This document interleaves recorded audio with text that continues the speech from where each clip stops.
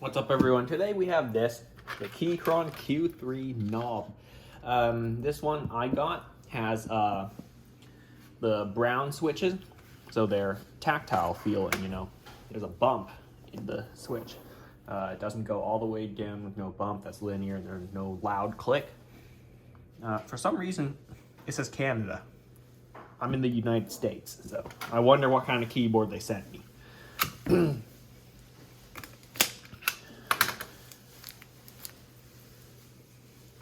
So it's swappable backlight. Oh, it has RGB. Okay, brown switch knob version. That's correct.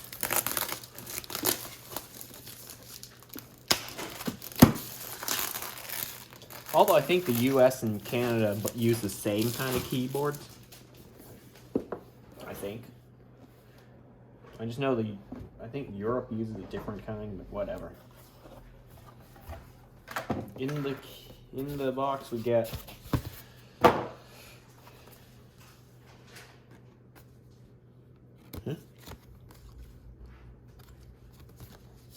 I don't have to build it. I bought the one that's already pre-built. Comes with a user manual.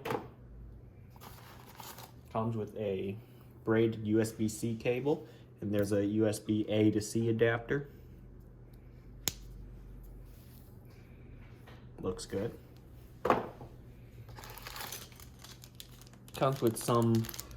Ooh, we will need to swap out the keys. I'm a Windows user, and the keys they put on there are for Mac. It comes with some foam stickers, some extra screws, I guess. They're all gold screws. Looks pretty good. And of course, the keyboard itself. It's real heavy. That's good. You want your mouse to be lightweight, but your keyboards to be heavy. This feels real solid. And it's cold because it's been outside for a while.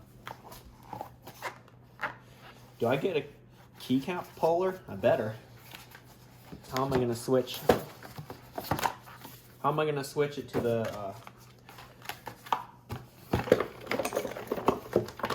Oh, I guess I do. To the Windows keycaps. So they give you a screwdriver.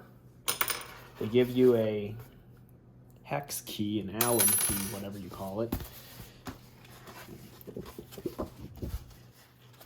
Ooh, almost missed it. They give you a switch puller, and they give you a keycap puller, this thing.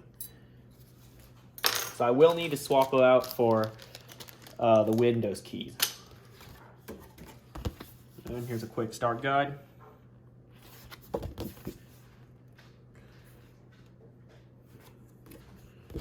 What? Oh, I thought that was a sticker that you can. I thought there was another one.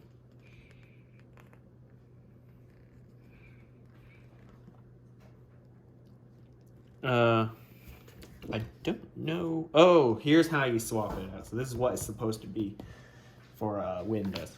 All right, let's do that. Let's swap it out for Windows because like I said, I'm a Windows user. Isn't a majority of these enthusiasts the market for this keyboard Windows users?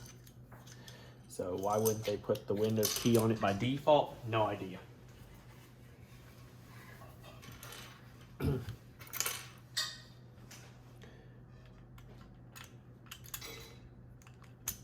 Okay, there it goes. So there's definitely a brown switch in there. They're very smooth. They're smoother than the Cherry MX browns that were in my old keyboard. So these keys need to go. Of course, I'm going to save them for when I do get a Mac. And I do want to use this keyboard with that Mac. So I'll save it for. Okay, how's it supposed to look? So the Alt keys are closest to the space bar.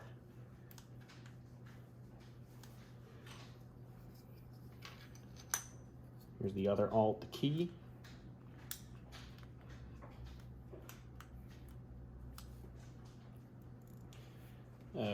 Which way does the Windows key go? Okay, so the smaller part of the window is closer to the right. Here's the other one.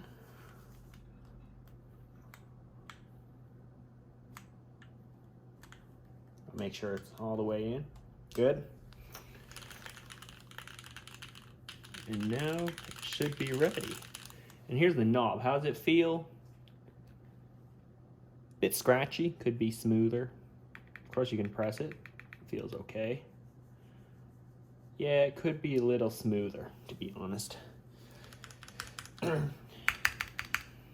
Okay, what else we get on this keyboard?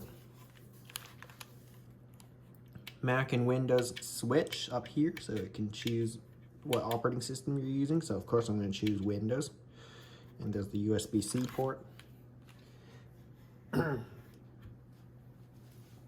You know, I kind of want to use an Apple USB-C cable. I like the thin Apple style cables, not the one they included, which just looks like every other USB-C cable out there.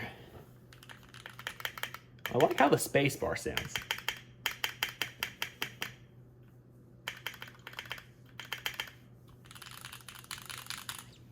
Yeah, because as you see, I am switching from this keyboard, which is the Logitech Craft. It's a membrane keyboard, as you can tell. It's got a knob on it. I picked that one because it also has a knob. So yeah, it looks fine so far. I'm gonna go test it out with my computer. There is software for it. I'll show that to you soon. So I just want to get some thoughts about it first before I say any more about it. First of all, it just looks like a pretty good keyboard in general. So we'll see. Okay, I've used this keyboard for quite a while since I last filmed about it. I'm actually gonna check when that was.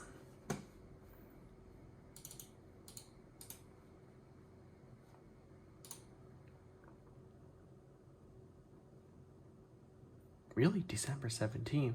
Can't be. No, November 29th. So that was quite a while ago. I think I got this keyboard right after Thanksgiving. Yeah.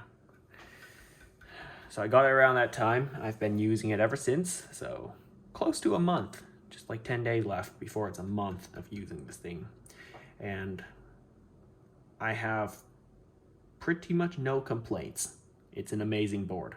I would recommend it if you can afford it. It's quite pricey at, I don't know how much it is now. Let me check.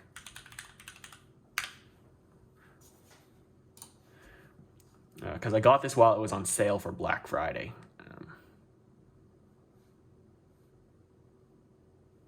Q3 with the knob fully assembled. It's $194 now with shipping and with the PayPal fee that they charge me. They were being sneaky. I didn't know there would be a fee there. Maybe I didn't read the terms and conditions. I never do. Whatever, just notifying you. If you don't read it either, if you're like me and you don't read those, there is a fee. There's a small fee for international transactions. I'm in the United States. They are from China or Hong Kong, can't remember. And they charged me a fee when I paid for this thing. So just a heads up if you're thinking of ordering this from the United States and using PayPal. Anyway, about the board itself, it's great.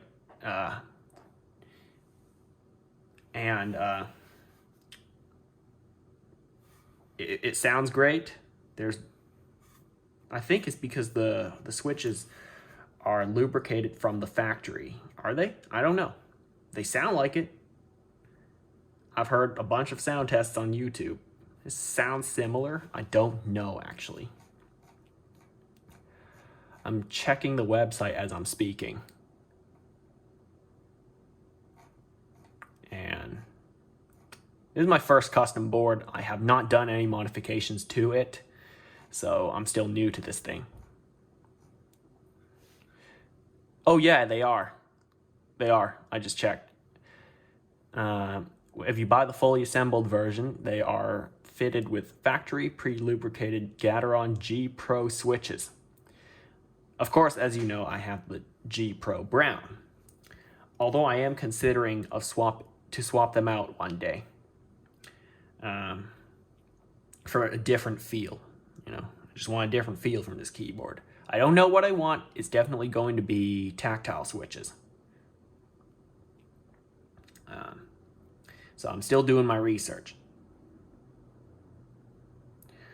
I've actually used the tools they included on another keyboard restoration, so I found this absolutely nasty keyboard for free. They didn't want it no more, so I restored it for my own use. So yeah, the tools they included were actually really helpful in restoring an old membrane keyboard. So it's an OEM keyboard from Dell, one that that's included with, like, if you buy a desktop, they include one of those. So yeah, I cleaned it up, used the keycap puller to remove the keys, but I know it's intended for use with this. I've definitely removed keys on this thing before to have a look at the switch itself.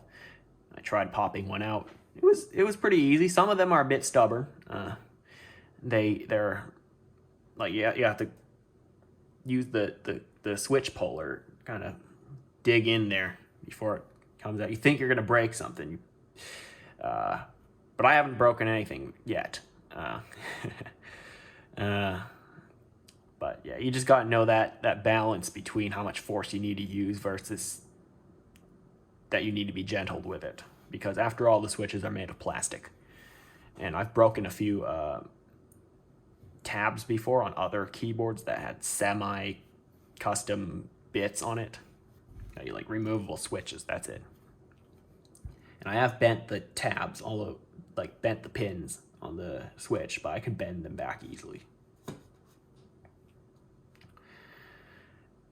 Anyway, one thing I would like to comment on about this keyboard, a downside to it. I've been playing games quite heavily on this December, and I've noticed on the WASD keys and also E, they are getting quite shiny. Like, they feel shinier than, say, F6, F7, F8, because I don't touch those at all. And even compared to keys on the other side of the keyboard that I don't use nearly as much when gaming, you know.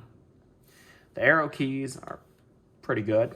Space bar is fine for the most part. But the WASD and also E keys are feeling smoother than the others. I thought PBT keycaps, like the ones on this one, are supposed to last for a very long time. So we'll have to see, although I am kind of interested in trying out the... Oh, did they discontinue it? Did they? Oh, whatever. They had some kind of other keycap profile, I thought it was called. The OSA ones are the ones included. Whatever, I might try a different keycap profile for this board, even though I quite like the one they included. It's pretty good. Maybe takes a day to get used to or something. It took me an hour to get used to, because it's slightly different in the fact they are rounded. They feel more rounded compared to a traditional mechanical keyboard with either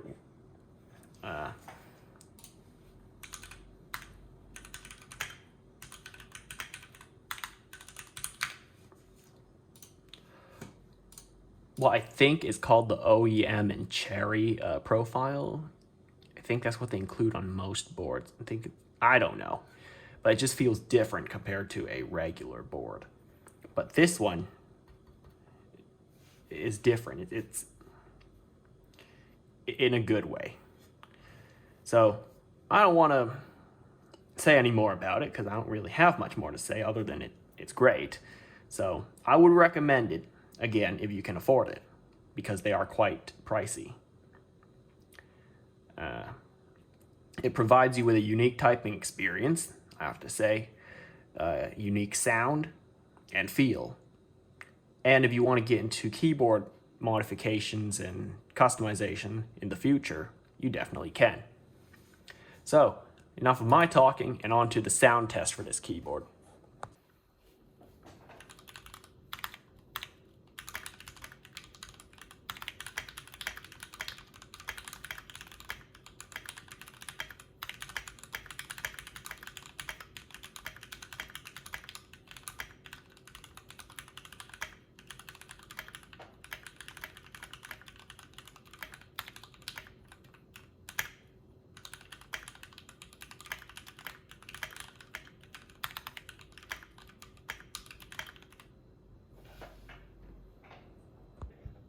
All right, so there's the sound test. Hope you enjoyed it, and I hope it picked up well on the mic. This is the software for it, VIA, that you can download from their website. It shows the profile of the keyboard, and you can customize what every key does. Here's what I have it doing right now. These 3 keys, like right here, I didn't really know what I wanted them to do, because they had weird icons on them. So I eventually settled on, oh wait, this is Mac layout. I haven't used it with a Mac yet. I don't know what M0 is. I actually don't know what that is. Oh, screenshot. I don't know why it says M0. Oh, macro 0. I see. Okay, so I had to create a macro for that. And you kind of have to know the code for that key. It's easy to get used to.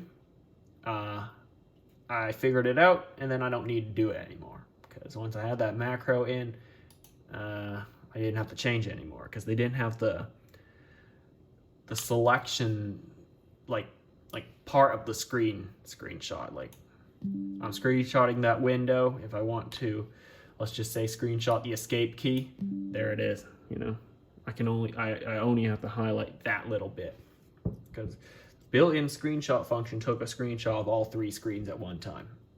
I don't want to do that. All right, the mic button, since I do not talk to people live, I try to avoid talking to people live. I like recording myself and then talking to them, like sending that recording over. I don't need the mic mute function, so yeah, I try to avoid that at all times. So that button was pretty useless to me. I changed it to sleep, because I don't want to have to click the Windows key and then click the power button and then click sleep. No, I just want one key. As I leave the computer, I put it to sleep, which also locks it. That's good. And then the last one's just RGB on and off. So it's kind of an on-off switch. Bit of a waste of a key, but whatever. Sometimes it looks better without the lights. All the other ones are the same. They are all factory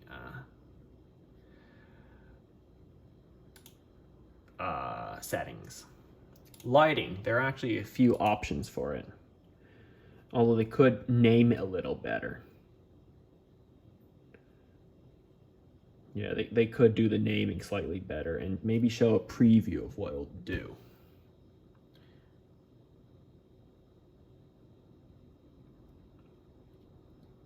But yeah, I'm just leaving on solid color and white color. It looks good that way. I'm not into those crazy RGB gaming keyboards anymore. They were cool when I was like, I don't know, many years ago. I'm not into that.